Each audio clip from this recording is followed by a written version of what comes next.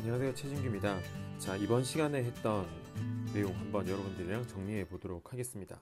자, 우리는 지금 산염기를 공부하고 있었죠. 이 산염기를 공부하고 있는데요, 오늘 공부했던 중요한 내용 중에 첫 번째 내용은 바로 산염기 반응의 평형이었습니다.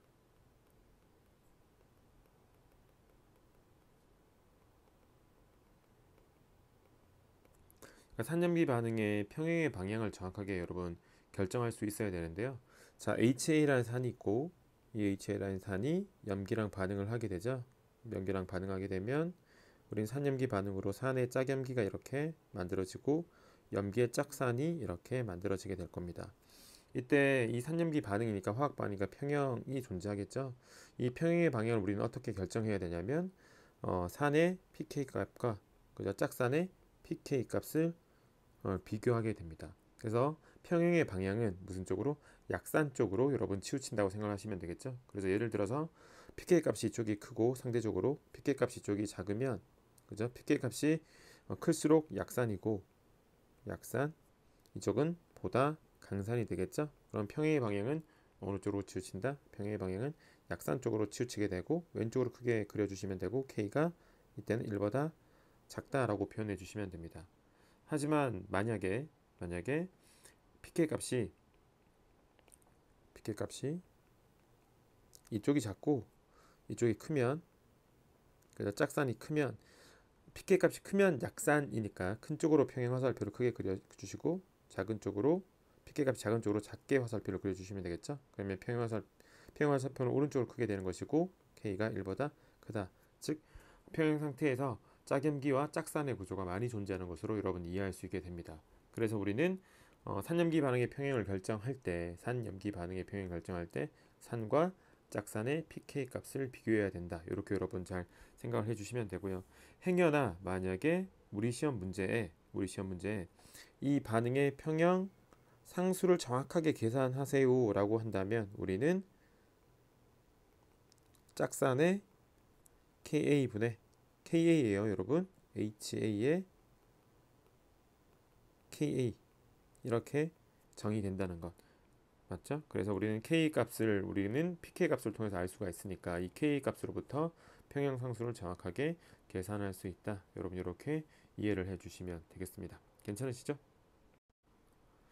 자, 다음 여러분들이랑 얘기했던 내용은요, 여전히 산염기 반응인데 소위 말해서 카보닐 화합물의 산염기 반응이라고 제가 정리를 할게요. 카보닐 화합물이라고 하면 이렇게 CO 이중결합이 있는데, 이 CO 이중결합에 직접 이렇게 헤테로 원자가 결합하고 있는 구조들이 있어요. 작용기로 따지면 뭐 에스터, 아마이드, 카복실산 뭐 이런 구조들이 있을 텐데, 일단 이 헤테로 원자 G는 O도 될 수 있고 N도 될 수 있고 X도 될 수 있죠. 자, 여기에다가 이렇게 산 처리를 해주면 산염기 반응이 일어날 수 있을 겁니다. 왜냐하면 산소에도 비공유 전자쌍이 있고 이 헤테로 원자에도 비공유 전자쌍이 적어도 한 쌍은 존재할 테니까요. 그러면 산염기 반응을 통해서 자, 이렇게 산염기 반응을 할까 아니면 이렇게 산염기 반응을 할까를 판단해 주셔야겠죠. 자, 그렇게 해서 각각의 염기의 짝산의 구조를 그리는 거죠. 짝산의 구조를 그리면 다음과 같이 우리는 표현할 수 있게 됩니다. 이렇게 짝산의 구조를 그릴 수 있고, 또는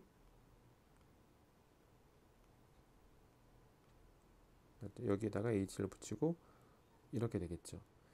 여러분, 산염기 반응은 누가 더 안정한지를 잘 판단해야 돼요. 그러면 저는 여기서 이 헤테로 원자의 비공유 전자쌍의 공명을 통해서 다음과 같이 공명 구조를 그릴 수 있겠죠? 자, 공명 구조를 그려보면 이렇게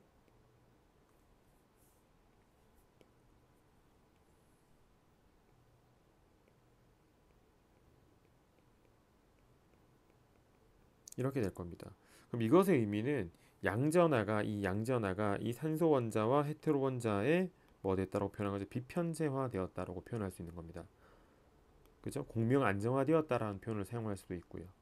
자, 그런데 지금 이렇게 여러분 염기의 짝산의 구조를 그리면 이 양전하는 공명을 통해서 안정해지지는 못합니다.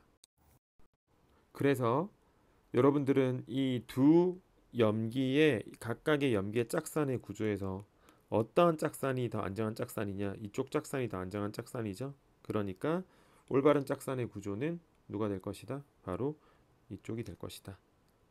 됐죠? 그래서 우리는 일반화에서 이해하면서 일반화에서 숙지를 한다면 우리는 이쪽 화살표는 잘못된 화살표고요. 이건 잘못된 화살표고 이쪽 산염기 반응의 화살표가 타당한 화살표입니다. 그러니 여러분 우리가 이렇게 소통하기로 했죠. 카본 1탄소, 카본 1산소. 이 카본 1산소의 비공유 전자쌍이 산과 산염기 반응에서 염기의 짝산의 구조를 그리고 이 염기의 짝산은 공명을 통해서 이 양전하가 비편재화된다, 안정해진다. 이렇게 여러분 이해를 해주시면 되겠습니다. 괜찮으시죠? 자, 그런 다음에 이제 우리가 공부했던 내용이 어떤 내용이냐면요. 자, 어떤 화합물 두 개가 주어졌어요. 그러니까 만약에 HA라고 하는 화합물이 있고 HB라고 하는 화합물이 이렇게 주어졌어요. 이 두 화합물의 산도를 비교하라라고 했어요. 당연히 pK 값을 모르는 두 화합물의 산도를 비교하라고 하는 거겠죠. 그럼 산도를 비교하라고 하면 우리는 무슨 생각이 나야 된다고요?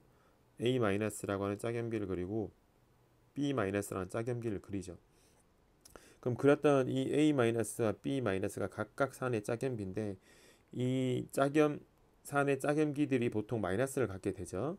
이 음전하에 뭘 비교하는 거다? 안정도를 비교하는 거다. 즉 짝염기의 안정도를 비교하는 것이 산도 비교에 가장 중요한 뭐가 된다? 포인트가 된다.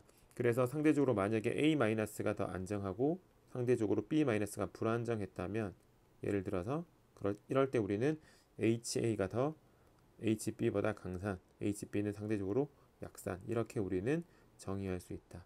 그래서 짝염기가 안정할수록 산 형태가 무슨 산이다? 강산이 되죠. 그럼 우리가 이 짝염기의 안정도를 어떠한 관점으로 비교를 해야 될까를 공부한 것이 첫 번째가 바로 원소 효과라고 하는 표현인데 주기율표상의 효과라고 생각하시면 되고요. 주기율표상에서 우리는 같은 주기에서는 오른쪽으로 갈수록 무슨 산이고 강산이고 아래로 올수록 강산이다. 이때 각각이 강산이 되는 이유를 여러분 잘 알고 있어야 되는데 같은 주기에서는 전기 음성도 관점으로 이해를 할 수 있어야 되고 같은 쪽에서는 사이즈 관점, 그죠? 음이온의 크기 관점으로 짝염기 안정도를 판단해야 된다. 그리고 제가 말씀드렸던 것이 이 산도의 경향성을 숙지한다면 염기도의 경향성은 산도와 반비례한다고 얘기를 했으니 염기도의 경향성은 다음과 같이 이해할 수 있을 것이다. 그죠? 산도가 주기율표상으로 오른쪽으로 갈수록 증가한다면 염기도는 왼쪽으로 갈수록 증가할 것이고 같은 쪽에서 아래쪽으로 갈수록 산도가 증가한다는 얘기는 염기도는 같은 쪽에서 위로 갈수록 염기도가 증가한다. 이건 굉장히 자연스럽게 여러분들이 이해할 수 있으셔야 됩니다. 그죠? 다음 두 번째는 우리가 무슨 효과에 의해서 유발 효과에 의해서 짝염기의 안정도를 판단할 수가 있었죠. 유발 효과 또는 유도 효과라고 하는 효과에 의해서. 자, 그러면 얘는 우리가 매우 간단하게 일반한다면 시그마 결합을 통해서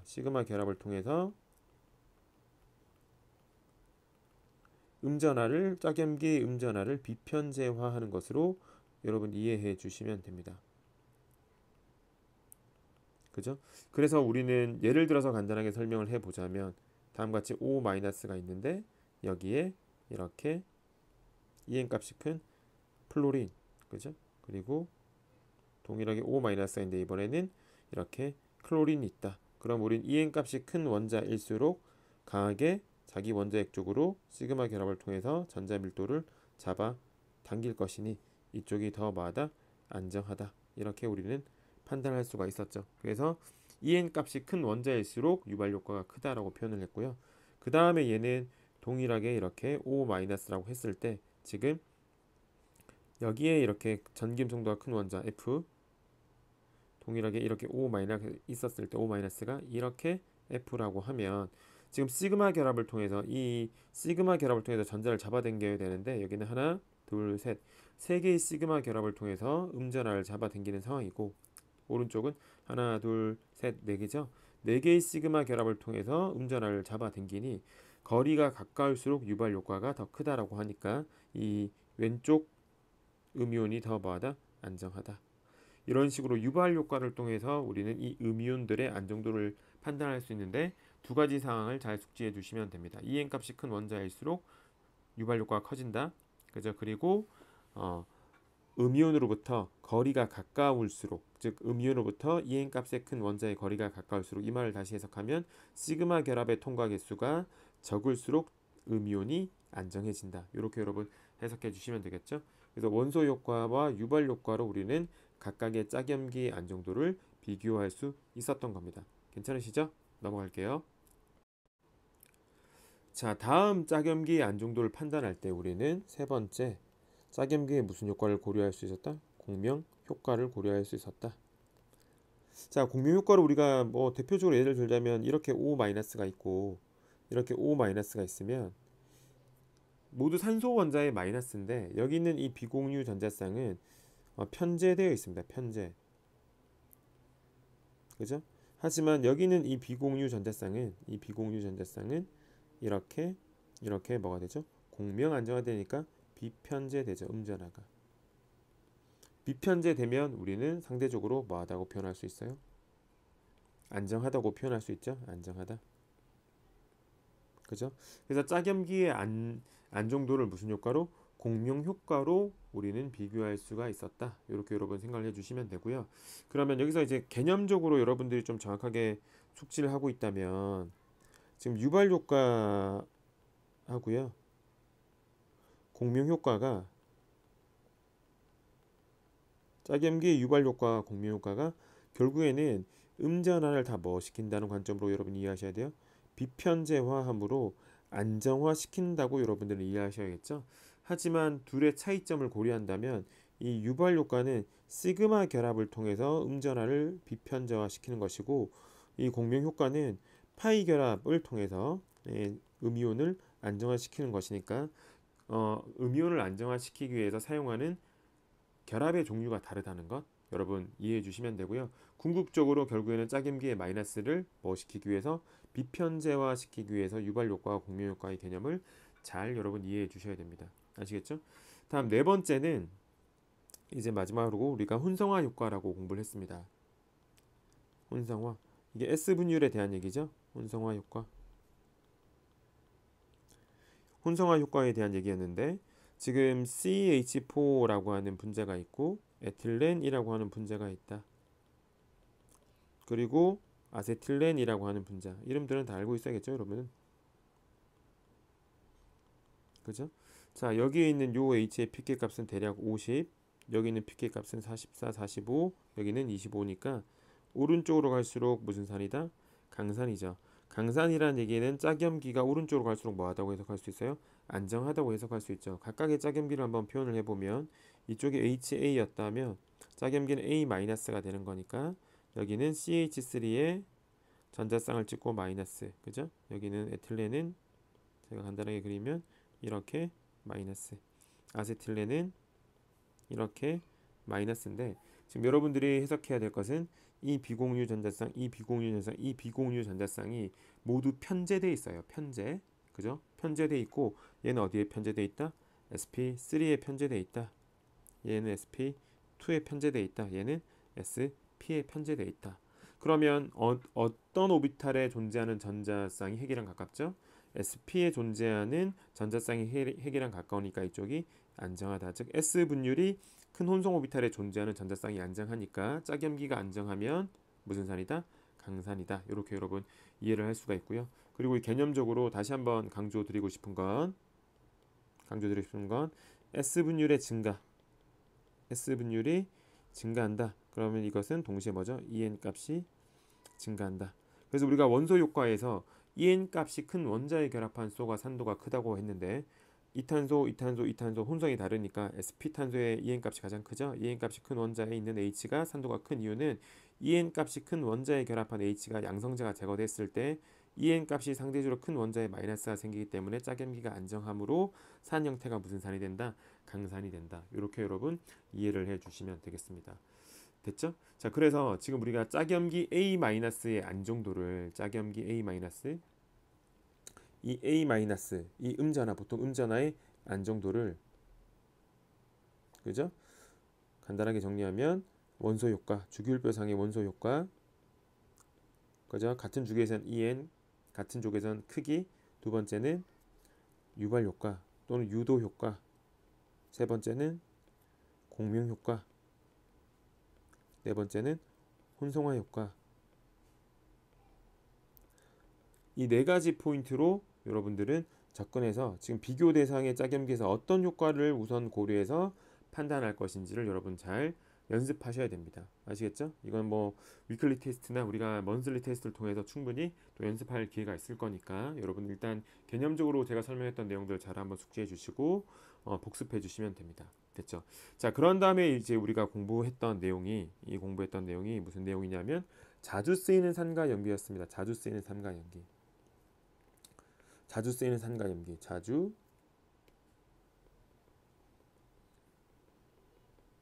그러니까 자주 쓰이는 산과 염기라고 했으니 뭐 해주면 되겠다. 암기해 주십시오 라고 했죠. 여러분, 그래서 산부터 우리가 한번 생각을 해보면 산은 일단 제가 이렇게 한번 나눠 볼게요. HX라는 산이 있고 그리고 H2SO4, HNO3, H2, H3PO4 이렇게 나누면요. 여러분 이쪽은 짝염기의 친핵성이 있다. 그죠? 그래서 H 플러스를 제공하고 더하기 X 마이너스가 뭘로 사용된다? 친핵체로 사용하게 됩니다. 유기학에서. 그래서 짝염기에 친핵성이 있는 강산이다 라고 하면 HX 생각하면 되고요. 얘네들은 짝염기에 친핵성이 없어요. 그러니까 얘네들은 앞으로 반응 공부하다 보면 여러분 이해하게 될 텐데 얘네들은 단순히 H 플러스의 공급원으로 생각해 주시면 되고요. HX라는 놈은 H 플러스를 공급한 후에 X 마이너스를 다시 친핵체로 사용한다는 걸 여러분 기억해 주시면 되겠죠. 그리고 얘네들은 다 무슨 산이냐? 무기산인데요. 유기산들이 있어요. 그죠? 그게 대표적으로 아세트산이 있었어요. 아세트산인데 아세트산은 이렇게 표현을 할 수가 있으니까 제가 CH3 CO2H 그죠? 얘가 아세트산이 유기산 중에 강산이지만 일반학적으로 무기산에 비해서는 약산이니까 우리는 TSOH라고 하는 파라톨루엔 설포닉 애시드라고 하는 구조를 암기하셔야 되는데 자 이렇게 벤젠고리가 하나 있고 벤젠고리가 여기 CH3가 있으면 얘가 톨루엔이고요. 그리고 여기 황이 있고 SO 이중결합 SO 이중결합 여기에 OH 이 구조가 파라톨루엔 설포닉 애시드가 됩니다. 그래서 우리는 제가 지금 빨간색으로 네모친 이 박스를 무슨 구조라고 머릿속에 약으로 기억하고 TS라고 기억하고 이 구조를 TSOH라고 외우면 된다. 그래서 설포닉 애시드라고 하면 제가 또 수업 시간에 SO3H를 설포닉 애시드라고 하고 설포닉 애시드라고 표현된 구조가 만약에 주어지면 강산이구나 이렇게 여러분 해석하시면 된다고 말씀을 드렸죠. 자, 이렇게 한번 여러분 생각해 주시면 되고 자, 이제 염기에 대한 내용을 한번 정리해 볼게요. 염기. 산에 대해서는 얘기했고 자, 염기에 대해서는 자, 일단은 첫 번째가 산소 염기예요. 산소 염기. 산소 염기는 O의 마이너스죠. OH 마이너스 OCH3 마이너스 OET 마이너스 그리고 그냥 골격 구조를 그냥 그려버릴까요? 여기에 터시리 부톡 사이드 이렇게. 그래서 지금 보시면 얘가 여러분 잘 이해하셔야 되는 건 이 음이온 상태로만 존재할 수가 없어요.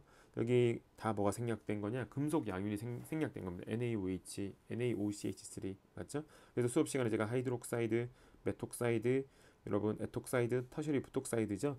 그래서 지금 얘네들을 다 통칭해서 이 얘네들 다 통칭해서 뭐라고 표현할 수 있냐? OR 마이너스라고 하고 얘네들을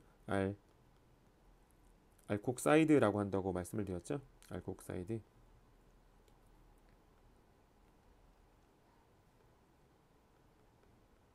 이렇게 알콕사이드 이온이라고 생각하시면 되고요. 이게 산소 염기였고 다음에는 질소 염기에 대해서 우리가 얘기를 했는데 질소 염기는 NH2- 아마이드 이온 그리고 질소의 양쪽에 아이소프로필이 있고 여기에 마이너스고 여기가 Li 플러스여서 리튬 다이 아이소프로필 아마이드라고 해서 얘는 약으로 LDA 이렇게 표현을 했죠. 이것이 대표적인 두 가지 질소 염기고 그리고 수소 염기가 있었죠. 수소 염기는 H-가 있었습니다. 하이드라이드 이온 이렇게 표현을 했고요. 그리고 음전을 갖고 있는 염기 중에서는 탄소 염기가 있었는데 탄소 염기의 가장 대표적인 애는 바로 부틸리튬이라고 하는 CH3, CH2, CH2, CH2에 땡땡 찍고 여기가 마이너스 그리고 리튬의 플러스. 그래서 얘를 우리가 요까지를 부틸이라고 했잖아요. 알킬기의 부틸, 리튬 시작해서 탄소 염기라고 여러분들을 이해해 주시면 됩니다. 그래서 여기서 중요한 건 얘네들이 염기죠, 여러분. 이 염기들은 역할이 뭐예요? 양성자를 얻어서 안정한 짝산 형태로 갑니다. 그죠? 그래서 우리는 이 짝산의 염기의 짝산의 pK 값을 통해서 염기들의 염기도를 비교하는 것이 굉장히 중요한데, 개념적으로 어디가 가장 강염기냐? 당연히 탄소 염기가 가장 강염기고요. 왜냐하면 부틸리튬의 짝산은 바로 부테인이 되는 거고 pK 값이 50 이상이 되기 때문입니다. 그런 다음에 질소 염기가 두 번째로 강염기예요. 그래서 NH3 하면 보통 pK 값 40으로 보면 되니까요. 그런 다음에 수소 염기가 이제 짝산이 H2니까 pK 값이 35가 되겠죠. 이 중에서 가장 약염기는 산소 염기로서 짝산의 pK 값은 대략 얼마다? 15, 16 이렇게 여러분 판단해 주시면 됩니다. 그래서 지금 여러분 제가 설명드린 게 이해가 안 되면 산염기에 대한 개념이 아직까지 부족하다는 얘기인데, 지금 제가 여러분에게 소개한 건 이거예요. 어떤 염기가 주어져 있는데, 이 염기가 지금 음자나 갖고 있으니까 마이너스로 표현하죠. 이 양성자를 얻어가지고 이렇게 얻어가지고 BH가 되겠죠. 이 BH가 염기의 무슨 구조라고 표현해야 된다고요? 짝산이죠. 염기의 짝산인데, 이 짝산의 pK 값을 통해서 우리는 이 염기에 뭘 확인할 수 있다? 염기도를 확인할 수 있다. 비교할 수 있다. 그래서 이 pK 값이 커서 약산이 되면 이쪽이 뭐가 되고 약염기가 되고, 이쪽이 pK 값이 작아서 강산이 되면 이쪽이 약염기가 된다. 그래서 지금 보시면 이쪽이 제가 1등 염기라고 한 것은 바로 탄소 염기의 짝산은 pK 값이 50이에요. 이쪽이 pK 값이 왜 크죠? 약산이니까 이쪽이 무슨 염기가 된다? 강염기가 된다. 여러분들은 이렇게 이해할 수 있어야 됩니다. 그죠? 그래서 이쪽이 음전하를 가진 염기로 매우 자주 등장하니 여러분들은 잘 숙지해 주셔야 되고요. 그리고 제가 수업 시간에 늘 또 강조했던 게, 이런 음이온 염기도 있지만 여러분 질소의 비공유 전자쌍은 항상 유기학에서 염기로 잘 쓰인단 말이에요. 그래서 중성 질소 염기가 있었는데 그것이 바로 트라이에틸아민, 이쪽에 에틸기, 여기 에틸기, 여기 에틸기, 트라이에틸 아민이 있었고, 그리고 우리가 1장에서 결합과 구조할 때 중요하게 다뤘죠. 이 피리딘이라고 하는 구조도 중성 질소 염기인데, 우리가 결합과 구조 관점에서 잘 이해하면 여기는 비공유 현상은 sp3에 들어있고, 여기는 비공유 현상은 어디에 들어있고 sp2에 들어있으니 염기도를 비교하라고 하면 불안정한 것이 더 염기도가 크니까 핵에서 멀리 떨어진 전자쌍의 염기도가 큰 거죠. 그래서 트라이에틸아민의 염기도가 더 크다라고 우리는 이해할 수 있어야 되고, 분명히 말씀드리지만 이 트라이에틸아민이나 에틸기가 3개 있다고 해서 트라이에틸아민 그리고 피리딘 같은 구조는 굉장히 자주 보게 될 겁니다. 그러니까 이 염기가 중성 질소 염기구나 라고 여러분 생각을 해주시면 돼요. 아시겠죠? 자, 그래서 오늘은 우리가 요까지 공부를 했던 것 같아요. 뭐 수업 시간 제가 뭐 자세하게 밀도 있게 수업을 했죠.